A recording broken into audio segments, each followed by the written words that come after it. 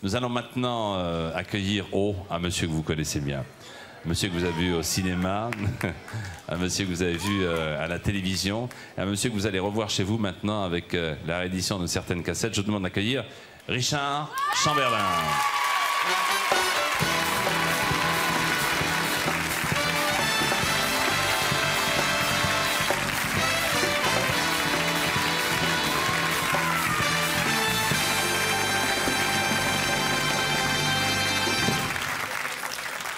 Aloha. Hello, nice aloha. Aloha. Qu'est-ce que ça signifie, aloha, exactement, Richard? En fait, il s'agit d'un mot plein de sens à Hawaï. Ça signifie l'amour, bonjour, au revoir, mais surtout un amour très profond. Et pourquoi avez-vous décidé comme ça? Moi, je n'invente rien, j'ai tout lu dans Télé 7 jours. Hein. Vous faites la couverture, la une de Télé 7 jours, et où on voit pas votre maison parce que vous vous préservez. Pourquoi avez-vous décidé de quitter le cœur du cinéma, c'est-à-dire Los Angeles, pour partir loin, à 5-6 heures d'avion de là, dans les îles à Hawaï? Eh bien, je dirais que lorsque l'on est dans cette activité, peu importe où l'on habite, car vous n'allez jamais travailler là où vous habitez. Si vous habitez à Hollywood, là, vous devez travailler à New York. Si vous habitez New York, vous travaillez à Hawaï. Donc, je me suis dit qu'il valait mieux habiter l'endroit le plus agréable, le plus sympathique. J'adore Hawaï. C'est merveilleux comme endroit et je suis très heureux là-bas. Et Los Angeles est une ville assez dure maintenant. Mais vous n'avez pas peur qu'on vous oublie un petit peu ou que certains producteurs ou metteurs en scène pensent un petit peu moins à vous, justement parce que vous n'êtes pas là?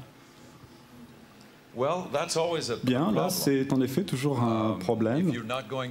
Si vous n'assistez pas aux soirées, si vous ne rencontrez pas les metteurs en scène à différents endroits, en effet, vous pouvez peut-être perdre un contrat ou deux, mais je préfère courir ce risque et vivre dans un endroit que j'adore. Ouais. Et vous vous protégez au point de ne pas montrer votre maison, puisqu'on ne photographie pas votre maison. Là, c'est votre maison et votre jardin secret. Ça ne regarde que vous et vos amis et vos proches, n'est-ce pas? Oui, tout à fait. À partir du moment où vous parlez de tout, de votre vie privée, et si vous ouvrez votre maison aux autres, ça ne devient plus privé. Je crois que c'est bon pour un comédien qui est toujours dans l'œil du public, vous devez sans doute le savoir, d'avoir un espace qui soit le sien. Si on parle un peu de la France, j'ai lu quelque part que vous avez été amoureux de Catherine Deneuve, c'est vrai? Oui, oui. En effet, je suivais le Festival de Cannes à la télévision et je l'ai vu avec Clint Eastwood et je me suis dit, ah là là. Non, j'étais très très jaloux car c'est vraiment la femme la plus belle, la plus extraordinaire au monde. Elle et Helen Mirren sont mes deux amours. Vous êtes là en France pour nous offrir 9 heures d'aventure. 9 heures d'aventure, c'est ça, tout simplement. 3 vidéocassettes, c'est Shogun. Shogun, on connaît, bien entendu. Et enfin, on va pouvoir revoir ça tout à loisir et tranquillement à la maison. Quelle impression ça fait de voir que tant d'heures de travail, tant de films se trouvent comme ça réunis en un coffret? Bien, je trouve ça merveilleux. C'est une des meilleures mini-séries jamais réalisées, non pas à cause de moi, mais parce que le récit était tellement merveilleux et les acteurs japonais étaient merveilleux. C'est vraiment quelque chose de remarquable et passionnant et je suis ravi que c'est disponible. Je vais l'acheter, ce coffret. Est-ce que le tournage était facile? Parce que par exemple, vous avez tourné un naufrage, hein, qui, pour nous, téléspectateurs, était vraiment un naufrage, mais en réalité, ça se passait dans une situation très particulière. Vous vous souvenez du tournage du naufrage ou pas? Ou est-ce que vous voulez que je vous aide? Oui, une bonne partie du tournage était donc tournée à l'extérieur, à Tokyo, et il y avait des milliers de figurants qui nous aspergeaient avec des lances incendies et le navire était sorti sur un mécanisme pneumatique qui balançait. C'était tourné la nuit, il faisait très très froid et nous sommes tous sortis de là presque gelés. C'était vraiment très très dur. Une partie a été faite avec des miniatures. Vous voulez qu'on regarde un petit peu un extrait de Shogun, hein? Allez, puis vous allez vous entendre parler français. Hein? Regardez, sans interprète, regardez bien. Enfin, que me voulez-vous? Attention à ce que vous dites, ne l'insultez pas. Dites à cet horrible singe que je suis seigneur dans mon pays. Dites-le lui. Kono kaizoku wa jibu no kuni dewa daimyo da to moshite orimasu. その者の国で王であろうとわしの知ったことではない。ここでは全て藪様のお情けのもとで生かされておるのだ。Il dit que ça lui est égal que vous soyez le roi dans votre pays. Ici, vous dépendez du seigneur Yabu, vous et tous vos hommes. Dites-lui d'aller au diable. おとなしくすることに同意しなければ、もう一人部下が出されるぞ。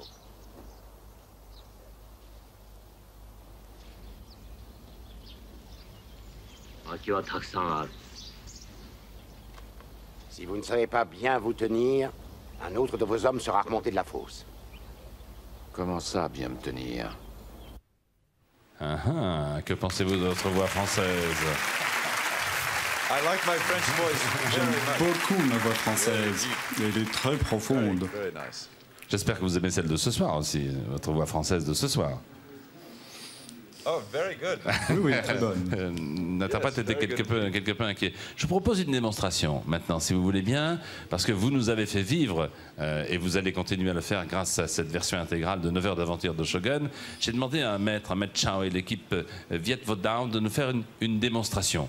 Et vous allez voir que c'est assez impressionnant. Je vous demande de les applaudir. Ils sont là ce soir sur le plateau, et vous allez voir comment la force que l'on peut maîtriser fait faire des choses extraordinaires. Musique, s'il vous plaît.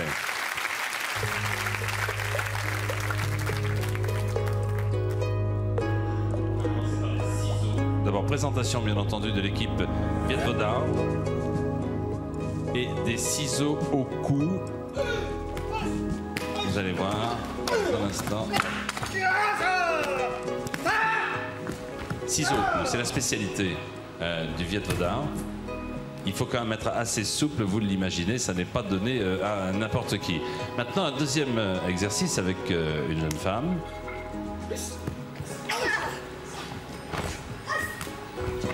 Et voilà, ciseaux au cou encore. C'est quand même injuste parce que c'est l'homme qui l'emporte, mais peut-être que... Tiens, ça t'apprendra. Bravo, bravo.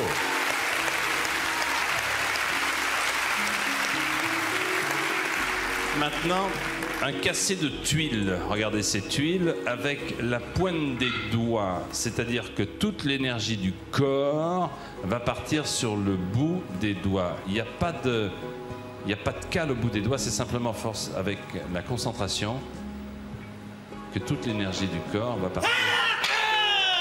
Ben voilà. Vous n'avez pas besoin de vous manucurer, ça marche tout seul. Le French Cancan maintenant. Alors le French Cancan, on va casser des tuiles qui allient souplesse et puissance. Souplesse, bon, je vous fais pas un dessin. Et puissance, vous allez comprendre. C'est ce qu'on appelle le French Cancan et vous allez comprendre aussi pourquoi on l'appelle le French Cancan. Regardez comment il danse le French Cancan. Eh, superbe. Et puis, sans doute le plus dangereux et bien évidemment le plus spectaculaire, le casse-suicide. Un sabre, 10 tuiles. Alors le sabre, vous allez voir comment on le met. D'abord, la position est importante du maître Chao. Le sabre, on le met entre les pieds et sous la pointe sous le menton. Sur la tête, 10 tuiles. Et comme un malheur n'arrive jamais seul, attention aux amygdales.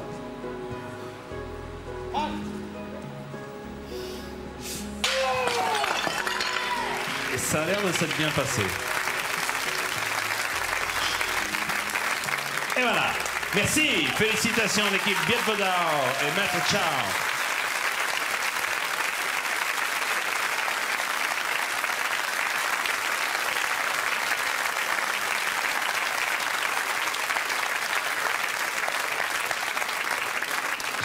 J'ai deux questions. Impressionnant, n'est-ce pas? incroyable. Ils sont merveilleux, remarquables. De faire ça sur ce parquet-là, c'est vraiment c'est impressionnant. Incredible, but true. On peut en faire une émission de télévision, par exemple. Incroyable, mais vrai. Alors, les oiseaux se cachent pour mourir. C'est pas vous qui tournez la suite? Eh bien, donc, il en était question. Cela dit, j'ai dit que je ne souhaitais pas le faire, à moins que ce soit aussi bon que l'original. Et c'est pratiquement impossible. Si bien que je ne pense pas que ça se fera. Votre activité maintenant essentielle, vous le disiez, c'est de vous protéger, de vous mettre à l'abri, de vous préserver, mais aussi de peindre et de sculpter. Vous avez fait les Beaux-Arts à Los Angeles. C'est vrai que c'est votre vraie passion maintenant, avant même le cinéma et la télévision? Oui, ça l'était. En effet, j'ai toujours voulu être acteur, mais j'avais cette autre fascination, une sorte de deuxième carrière de la peinture et la sculpture. Et il y a un an, j'avais toute une année de libre lorsque je n'ai pas travaillé et j'ai passé tout le temps à peindre et j'étais à tel point fasciné par cette activité que je serais aussi agréable, enfin j'aimerais le faire aussi bien autant que de faire le comédien. Nous verrons ce qu'il en adviendra. En tout cas, j'espère vous recevoir la prochaine fois en tant que peintre et sculpteur. Merci beaucoup, en tout cas, Richard Chamberlain. Et Shogun, c'est en France maintenant. J'étais ravi, en tout cas. Richard Chamberlain, que je vous demande d'applaudir. Elle chante Hero. Voici Mariah Carey. Mariah Carey.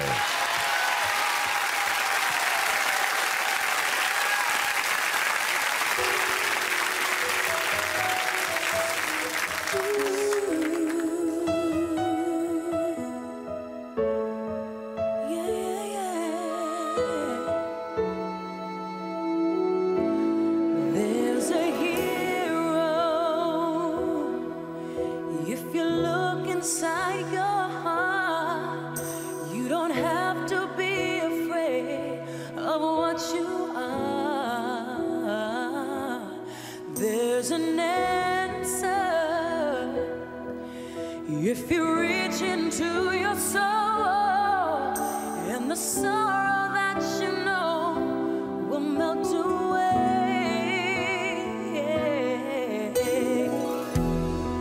and then a hero comes along with the strength to carry on, and you cast your fears aside, and you know you can survive. So when you feel like hope is gone, look inside you and be strong, and you finally see the truth that a hero lies in you.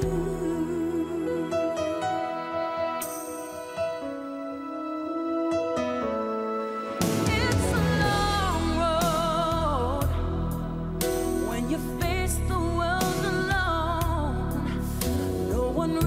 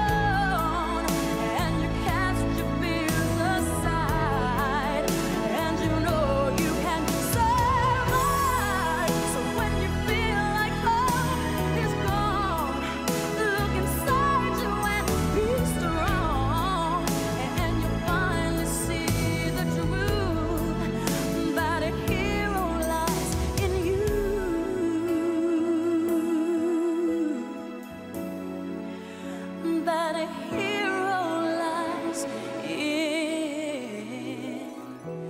you.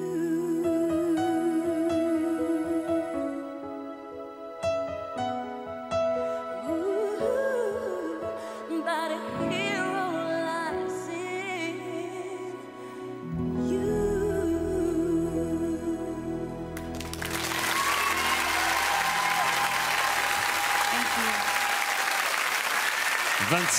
25 millions d'albums à travers le monde.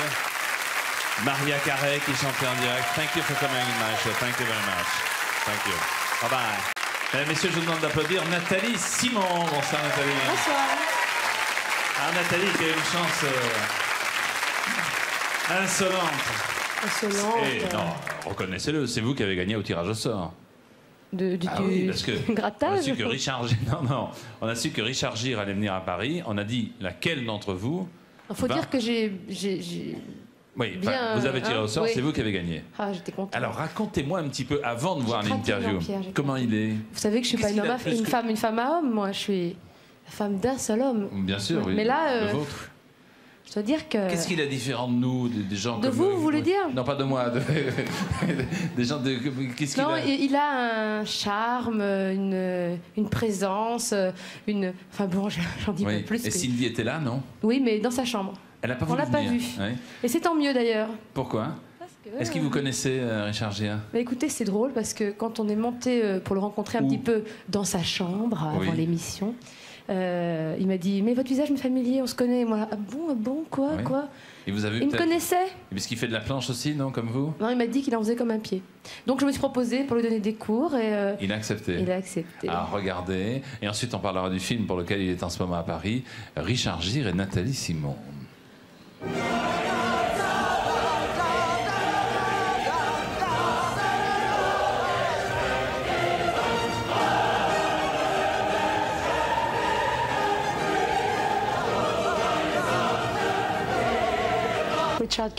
Richard Gere, merci d'être avec nous. Dans votre dernier film, Mr. Jones, vous êtes terriblement romantique. Vous savez que j'ai beaucoup pleuré. Oh, ça me fait très plaisir que vous me disiez ça. Parce que j'ai pleuré, vous êtes content?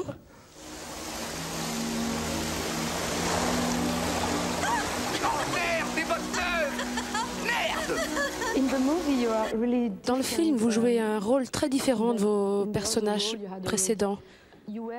Vous avez été dans un hôpital pour étudier votre personnage? Oui. Oui. J'étais dans un hôpital d'anciens combattants à Los Angeles, dans le service psychiatrique, spécialisé dans cette maladie. Je ne sais pas comment vous appelez ça en France. En Amérique, on appelle ça désordre affectif. J'ai passé 15 jours là-bas. Depuis que j'ai fait ce film, ce qui est bizarre, c'est que plein de gens m'ont écrit en me disant « Mon Dieu, mon père était comme ça, ma sœur, mon cousin, mon meilleur ami. Personne ne sait rien sur cette maladie. Je n'en savais rien moi-même auparavant. Je suis si heureux que cette histoire ait été adaptée au cinéma. Reviens en arrière maintenant. J'avais très peur. On ne le sent pas en regardant le film. Vous n'avez pas vu les 2 premières prises. Je ne pouvais pas bouger. Je ne pouvais ni parler, ni bouger.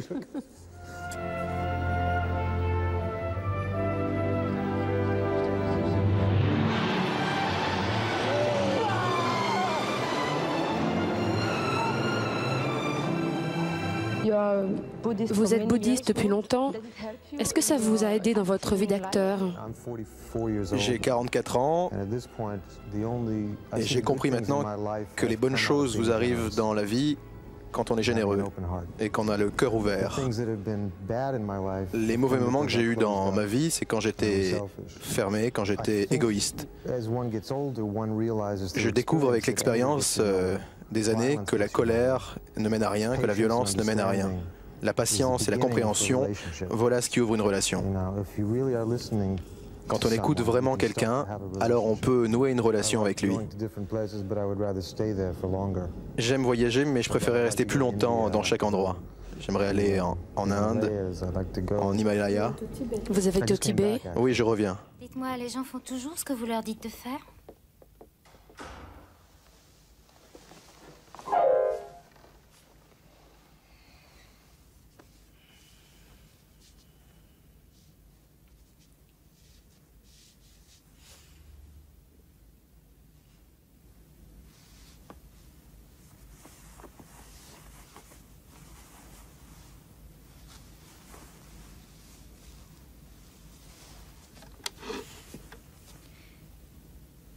On dirait que oui.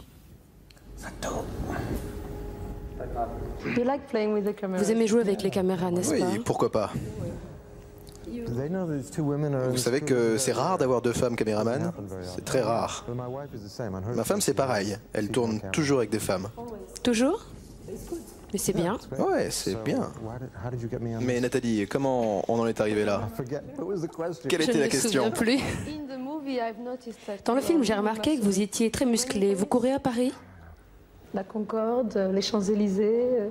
Oui, tous les matins, de 6h à 7h du matin, je suis là. Venez à l'hôtel, on fera notre jogging ensemble. Ne dites pas ça aux téléspectateurs. Et je serai plus là depuis longtemps. Et ben voilà. Il m'a touché la main. En fait, on aurait dû commencer par là. Son rôle dans le film, c'est un maniaco-dépressif. C'est ça, le film s'appelle Mr. Jones et il sort aujourd'hui en France. Ouais. Il est maniaco-dépressif. Absolument. Mais je l'ai vu dans ces hauts-là, hein, pas dans ces bas. Et dans ce film, il est très craquant parce que il séduit sa psy. Enfin, j'en dis pas plus parce qu'il faut aller le voir. C'est vraiment bien. Alors, il était très content de vous avoir à ses côtés, en tout cas, on l'a entendu. Il était très content aussi de voir que les deux cadreuses qui avaient été dépêchées par Sacré Soirée étaient deux femmes. Elles n'étaient pas mécontentes non plus. Lorraine et Catherine. On peut voir Lorraine et Catherine. Regardez si elles étaient contentes d'aller voir monsieur. On les a vues toutes les deux? Oui, on les a vues. On les a vues d'aller voir Richard Gere. Vous y retournerez si vous êtes très très sage. Alors, maintenant, peut-être allons-nous regarder un extrait du film. Ah oui, volontiers. Et peut-être ainsi aurez-vous envie d'aller dès demain au cinéma. Mr. Jones. Tenez, allez-y. Vous jouez d'un instrument?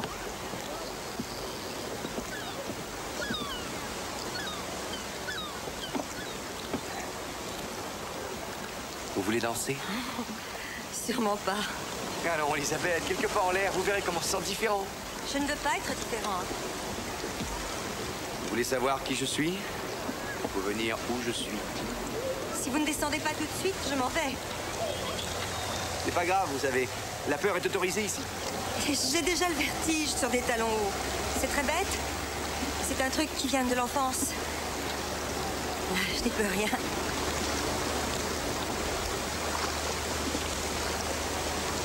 Vous vous voyez voler en rêve?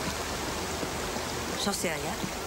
Peut-être quand j'étais petite. Ah, vous savez, c'est très intéressant. J'ai posé cette question partout dans le monde et tout le monde dit la même chose. Alors, pourquoi il n'y a que les enfants qui volent dans leurs rêves? Ce que nous avons fait, nous avons demandé au ballet de Sacré Soirée qui s'appelle Cactus de danser sur la chanson. Voici Cactus et à tout de suite avec Richard Gere.